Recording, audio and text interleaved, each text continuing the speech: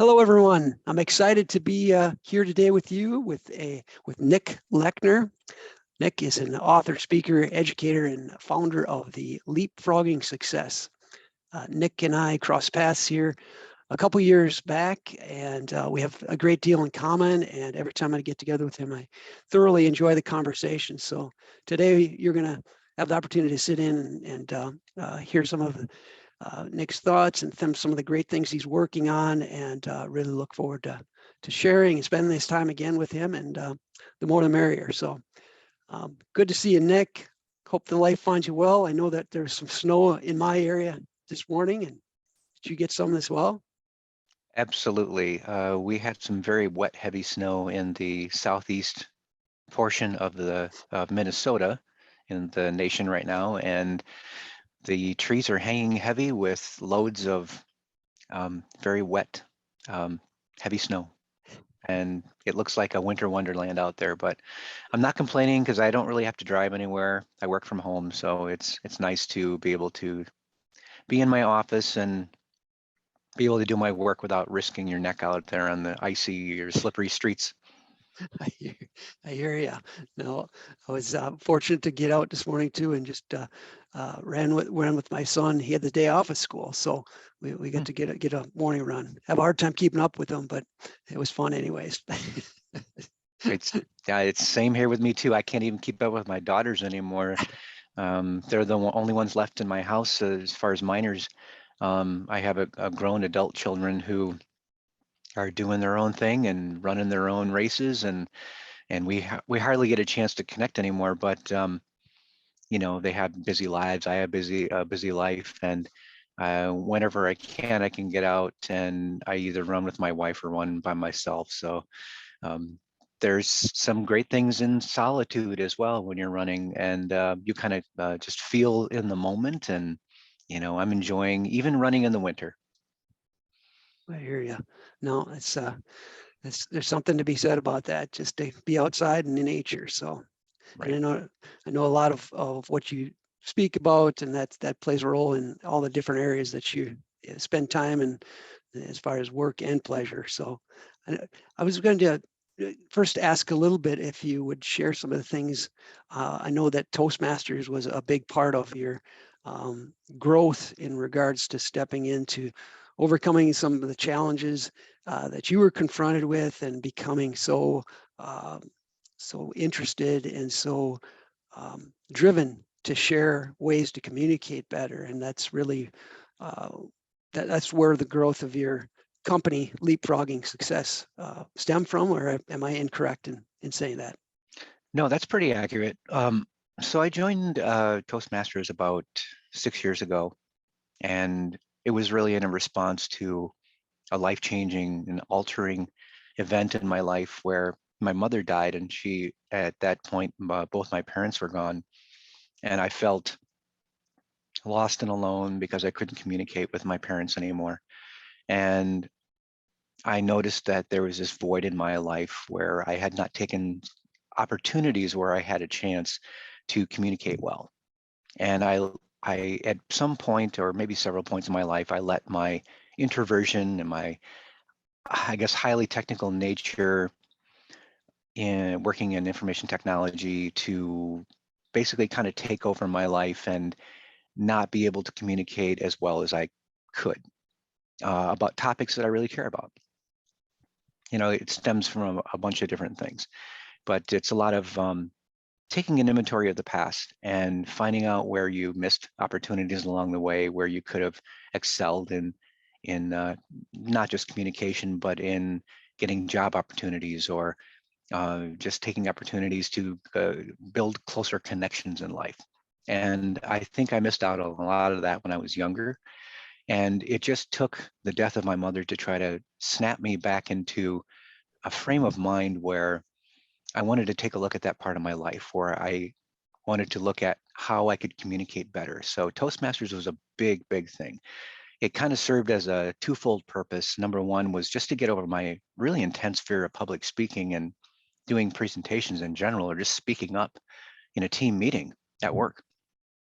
Number two, it really helped me to apply myself. And as a result of being in Toastmasters, I had gained enough confidence eventually after a couple of years to ask for a job promotion and ask for a raise. And it worked. So I was just astounded by what improving your communication skills and leadership skills can really do for you. And Toastmasters was part of that. And it wasn't just being a member and doing speeches. That was a big part of it, but it was also the fact that I saw myself as an educator and a leader. And then I took on roles of club president and vice president and leading others to do the best work that they could do in Toastmasters and public speaking. Yeah. So that was a huge part. And then it stemmed off into my own brand and my unique spin on things. And I was looking into names of, my platform that I could use. And, that's a couple of different stories if you want to kind of go backwards in time and things that have affected me in life. And I guess one of them was, people ask me when they hear the name Leapfrogging Success, like, what's that all about? What's with the frog? And it's a couple different reasons. I got a book a long time ago on my, I think, 30th birthday. My brother-in-law sent me a book with a frog on the front of it and said, "The Meaning of Life." And it was by this very famous author. If you look it up on Amazon, you'll be able to find it. It's this little tiny, I don't know, 6 by 6 inch book called The Meaning of Life. And it's got some great quotes in there with images of animals. And the frog was something that always fascinated me because it was always like the proverbial introvert of animals. It's an introverted animal. If you really take a look at it, they're not predators. They don't really do much.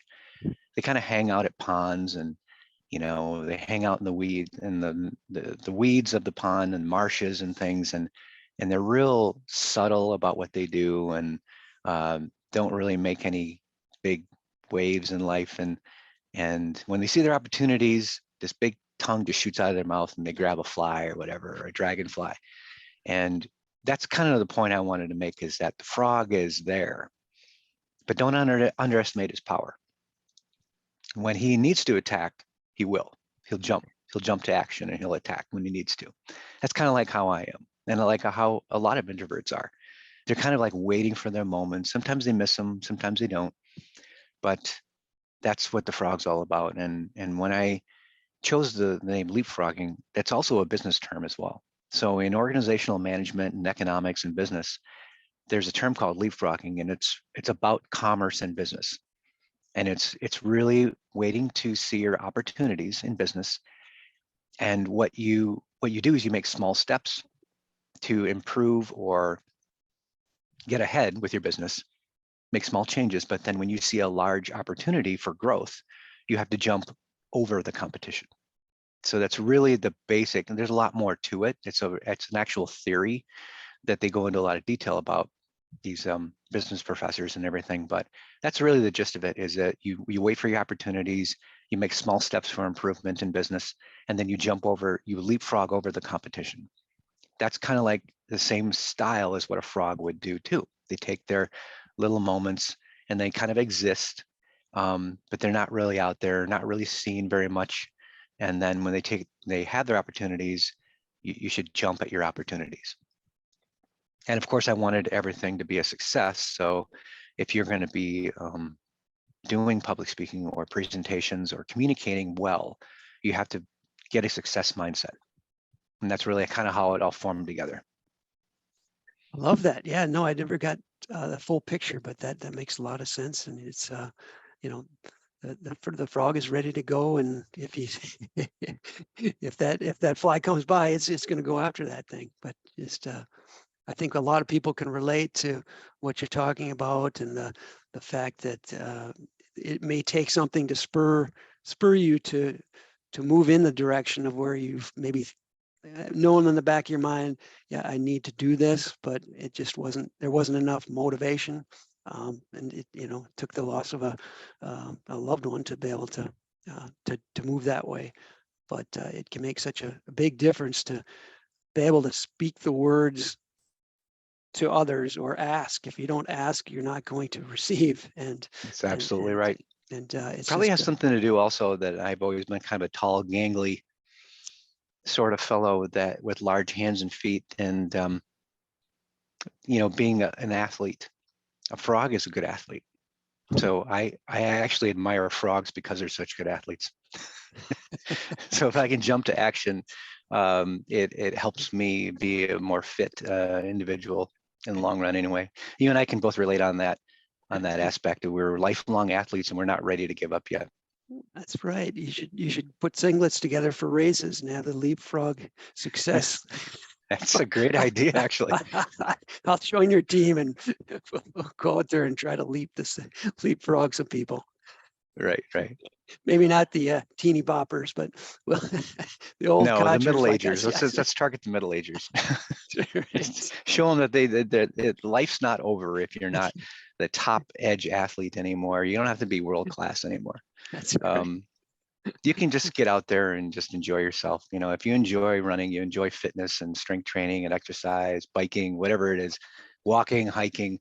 If you enjoy yourself, you get fresh air, you get movement, circulation, you get joint health, bone health, your muscles are working. It's all good. Yeah, well, I have so many questions, but I do want to talk about the recent success you've had with your cognitive learning cards. Is that how you reference them? Not quite. It's critical thinking Critical skills is what I roughly refer to it. It's Critical Thinking Skills Academy, and it's the latest offering that I have through the suite of platforms that I'm offering. And what it really has to do with is showing people that it really matters how you think, and you can't, even though we are hardwired to be biased, partial, our experiences kind of lead us in directions that we don't necessarily want or need. But having awareness that you do have tendencies towards bias, and they can be harmful bias. Cognitive bias is something that's where none of us are going to be able to avoid. But if we are aware of it and we can reason through that, that's really the whole point of this exercise and these products, these cards, these flashcards, games, courses, books, videos, whatever I do to talk about critical thinking skills. It's really a huge subject these days. And that spans into a lot of different areas. Some of the talking points that I was mentioning before was in the public. If you talk about the political public arena, where you have presidential campaigns or even just state assembly or senators or any local office, we're always tempted to use cognitive bias, distortions, fallacious thinking, faulty thinking to try to get our points across, when that may not be the best thing to do. If you are talking about an opponent, for an example, it's way too easy to have a smear or slam campaign against your opponent. This person does this wrong. This is bad. We've all seen these on the television, right? These political ad campaigns that are just disgustingly dirty, underhanded, sneaky, and they're using cognitive bias. They're using fallacious, logical fallacies, all kinds of different things mixed in with this to try to get something for themselves. So it's really just a selfish pursuit if you let it be that. And there are better ways. If you look back to the philosophers of the old ages in ancient Greece, Aristotle and Plato and Socrates, they were the pioneers of critical thinking and philosophy. And they pointed out a whole bunch of things that people just necessarily weren't ready for, maybe at that time. But over generations, thousands of years, we've learned that if we're going to survive as a species and we're going to thrive, we need to override our tendencies to be, emotional beings or act on emotion constantly, or be the victims of our feelings. And we have to override that and say, what's best for our group, our communities, what's best for our societies and our civilizations. And that is, you need to take a critical eye at information and see what is, conjecture, fantasy, fiction. Is there an agenda tied to these statements that people are saying? Is there an overall agenda? Is there an ulterior motive that somebody is using to try to get what they want? Is that why they're saying certain things? Or is it because it's truthful? Or because we have to have a balanced approach on everything. If we don't have balance, we're going to topple over and we're not going to be able to trust each other. And that's really what the whole point of this is what can we do to establish more trust with our relationships, with people in our lives, with public figures, whatever. It's not enough to just be a celebrity or a public figure and whatever they say is good or right. It's not. We need to take a critical eye on everything they say, because we don't know if there's some political agenda. We don't know if there's some religious agenda.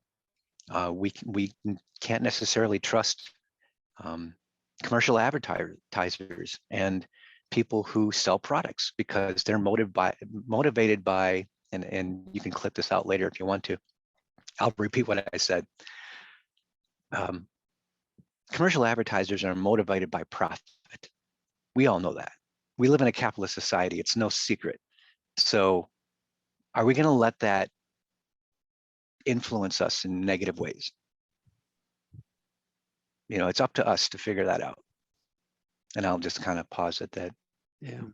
When we rely and look to the media through social media, TV, and it's like become part of who we are. And yeah, it's to start to have our own understanding of what is real, what is truthful, when there's so many things like you mentioned with the financial and the political and all these different directions they're pulling us. So yeah, it's a valuable information, and the repeating decade after decade of how politicians go about business. You'd think they'd figure out, we know how the show works. It's you're going to beat on by, it's just back and forth. I mean, there's got to be a better way. And you can I think there is awareness. I think they are aware, but they just do what's more convenient and what's easier to do, because there isn't a whole lot of time. So we have to take a look at what are we willing to do? How much time are we willing to spend to make or help people understand our views? Because it takes a lot of time. I mean, look at how many points are being made for any political campaign at all. And I'm just taking political campaigns as an example. It's not just about political campaigns. It's about all kinds of things. But and commercial advertising space, commercials are only 30 seconds to a minute sometimes, and they have to pack a whole lot of information in a little bit of time. But they can't explain everything because it's going to, number one, bore everyone to death, and we're just going to glaze over most of the information anyway. But that's what we have research papers for. We have peer-reviewed critical research papers that are done in research facilities and labs and teaches us facts about life rather than just putting out a statement of belief or faith. We can't just go out blind faith and just trust that somebody says something, it's the truth. We have to have a critical eye and be able to put some scholarly effort into that and go to a peer-reviewed journal and read an article. And it may not be in layman's terms either. But if we can have people, teachers, help translate for us and understand the big picture and just get to the ideas and say, well, here's the idea. So you start with a premise, you end with a conclusion. In the middle, there's got to be some facts to back it up. And that's really just the whole point of it, is we have to look for the facts. And if it makes sense, we're not going to know everything. We can't know everything in biology or biochemistry or physics or how things work to any, very technical degree. we focus on what we're good at. And so I'm never going to be a medical doctor, but I have to trust medical research to some extent. And if it sounds believable, then I have to go and do my own work. I have to make it okay in my mind. So I'm going to do some research, but we don't have a whole lot of time to do it every day. So there is some level of trust, but it's not just about trust. It's not just about belief or faith. It's about earned trust, right? So the people that are offering these tidbits of information to help us along in life, it's got to be earned. So if I'm going to look at, say, Dr. Fauci's work, for the vaccines, I have to be willing to dig into the research somewhat and say, what's really real about these vaccines? For a great example would be like, do vaccines cause autism? There are many people out there who believe vaccines cause autism. I'm not going to make this into a, hotbed of, controversial subjects or anything. I'm just pulling one out that I've seen before. And I'm not saying whether I believe or I don't believe, but I have done my research, and it's our responsibility to be able to do our own research and come to our own conclusions, but we should do it with good faith effort, right? So we should put the time in and say, well, I've done the research and this is what the facts show.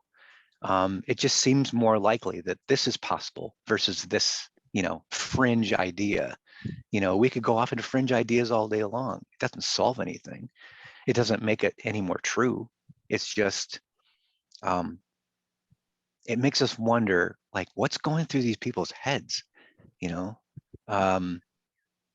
can very easily become paranoid about all kinds of different things. I could go off into conspiracy fringe thinking. I have been a conspiracy thinker. I will admit it. And I'm ashamed of it too, because, they sometimes talk about lizard people and aliens and, they're among us, beware, and the Illuminati and, Bill Gates being a Satan worshiper and, all these big public figures are meeting behind our backs and, making all these plans for a one world order.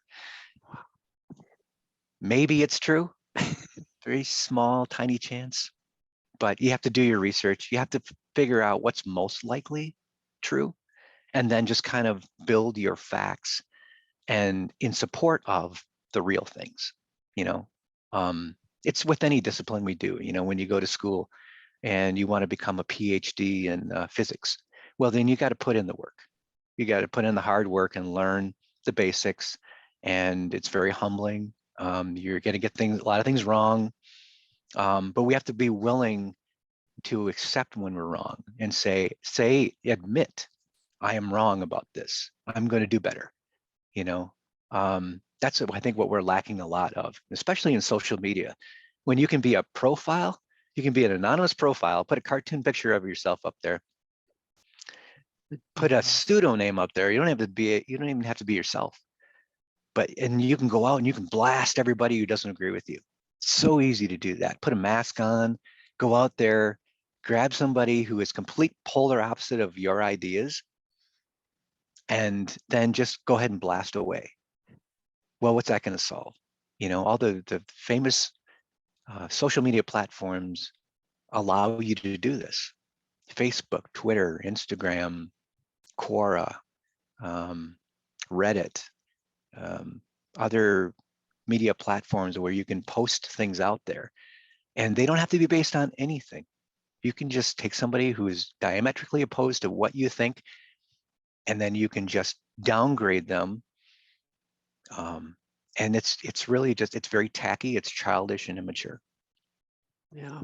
So we have a responsibility to know not everything, but to at least do enough research to kind of figure out what's really true and what's not true in the world. Yeah. That's what these Critical Thinking Skills Academy products are all about. Flashcards, games, books, posters that I'm putting out there. Very handy reference materials. Yeah, making it easy for people to start to learn more about that, or stretch that area of their brain to think in that fashion. But the world needs more people with drive and integrity, the combination. And the people that are rising up and getting the attention aren't necessarily those people, and that they, in some cases, unfortunately, are influencing because they trust in what they have to say, and there's a hidden motive that maybe isn't,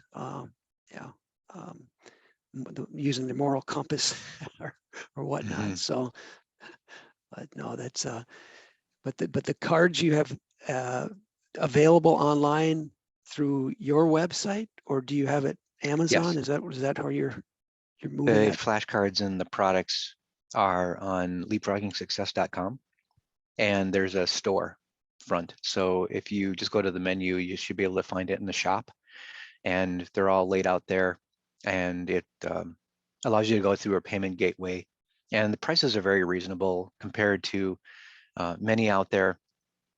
I put a lot of time and effort into making them very professional, and they cover a lot of broad areas.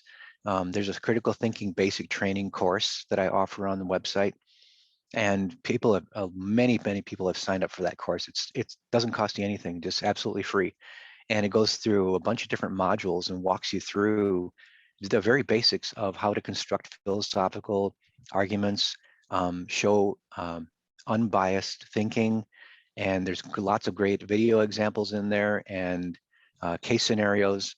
And then if you want to move on to getting some reference cards or posters, has been very popular on the website. And yeah, and then I offer books and games as well. And I'm developing a game right now where I have to flesh out the ideas, but the ideas are there. I just have to do a prototype and a working model to see where I can go with it. It's really based off of the flashcards, but it'll be a more elaborate game playing where you have strategy and you can play in teams, and it's a whole lot of fun. So I want to make the learning fun for folks, and to learn how to construct philosophical arguments and create more critical thinking and unbiased thinking, to be more fun in order to learn it. And then you're reaching more people then, right? So if you make it fun, your chances of getting people educated are much more likely. And that's the whole point of this. Absolutely. Well, I'll put on this website, either scroll it across or at the end, a link to the products and whatnot. But if you were to pinpoint what people, who do you see using this, or where's the grouping here? Is it just straight across the board from adults to Yeah, kids or corporations? it's really accessible to anyone. I would say that corporations can buy these cards and use them as flashcards for their employees. Any business can use this because business is ethical too. So it can be unethical, and we need to learn ethical business practices and standards. And this will help tremendously with being able to sell things in an ethical way. But it's not only for that. I've actually seen therapists come out and buy the flashcards too, because as people in everyday conversations and language and just living our own lives, it's not about work either. It's about our interpersonal relationships and conversations with people, just anybody. It could be intimate people in your life, or it could be just people you interact with every day. But therapists are actually using these to give to their clients who are having trouble with distorted thinking. They are going and they're using these defense mechanisms and these cognitive biases and distortions, and making that a priority in their life. And the therapists are actually able to use these cards to help unravel bad thinking from their clients, and it's been a tremendous success. Of course, it's not a substitute for medical advice or anything where you need to see a professional. You know, if you need to see a professional, there's a disclaimer on the website saying that this is not a replacement for professional help if you need it. It's not a final solution to anything. They're supplements. They're augmentations of things that you can do to help supplement your life and to help you think better overall. So if you want to summarize, it can be used in the school system too. So teachers can use these for young kids. The concepts are not so complicated or complex for kids to understand. They can understand these concepts. They just have to understand the definitions and how to use them and apply them. So I wouldn't say young kids, but maybe middle school age, junior high, definitely high school, definitely college. You know, these are concepts that we can all incorporate into our own ways of relating with people. And so therapists, workplaces, school systems, and just lay people in general, these are not complicated topics at all.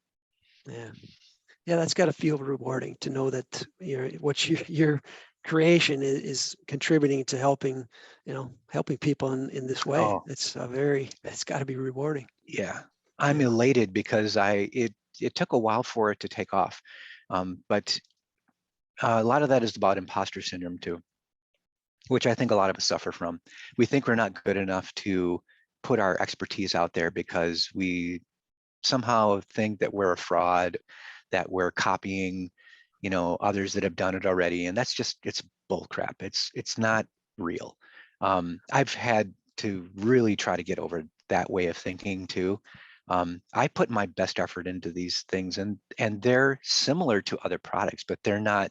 I'm not copying anyone. They're my own products with my own examples and my own designs. And I would just say, if you're on the fence about what to get, ask me questions, email me, contact me in some way, and I'll help you work through. And at the end of the day, if you don't feel comfortable buying my products, it's not going to, crush me. But it's great that I'm seeing results. I mean, people are buying them, and I just hope that continues, because I just want to help the world learn more to create better conversations. That's wonderful. Yeah. No, it's been a great. Is there anything else you'd want to share? I think maybe we have just a few more minutes left here before we I can't close think of out. anything off the top of my head. I think this has been a great conversation, and I would just say that if you want to improve your thinking, these are definitely a great way to go about it. And it's low pressure things. It's not like I'm trying to sell anything to someone who doesn't need it. I mean, it's so relevant to everything that we do. What messages we see on the television and on the radio and in media everywhere and on social media. There are messages everywhere that we can always use help with. And if you can identify these distortions and biases and fallacies and myths and superstitions, and be aware of them and understand that you're maybe using them in your conversations to get what you want, but it's not necessarily the right thing to do.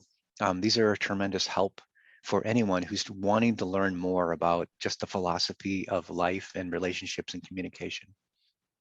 Beautiful. Yeah, I know that's something that drives me every day, is just to open up the lines of communications, to have parents and children to be able to speak together and talk about things that sometimes we are afraid to talk about or feel insecure or not smart enough to talk about. And so that's Right. kind of something that really means a lot to me as well. So, well, great. It's been great to talk to you. I hope we do this again. And I know that we'll stay in touch, and hopefully we'll meet up for a road race at some point in time here again too. Sounds great, Wade. It was a pleasure talking to you today. Take care. Yeah, you as well, Nick. All right.